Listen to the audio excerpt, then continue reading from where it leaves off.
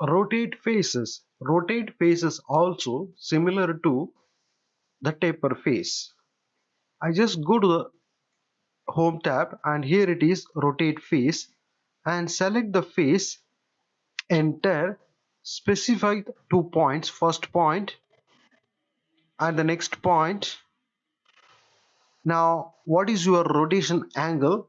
I just make it here 25, enter. When I give the 25, you will get it this direction. Control Z and go to the rotate face again, select the face, enter, specify the first point. I specified the first point here, second point here.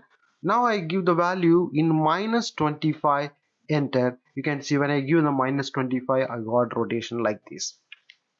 Control Z and I go to the rotate face again and select the face, enter. Now I specify this side the starting point and this side the ending point. Now I give the value in negative -25, enter. Now you can see when I give the -25 it is coming outside.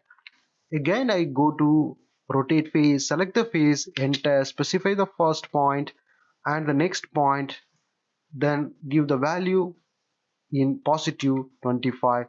Now it is coming like this.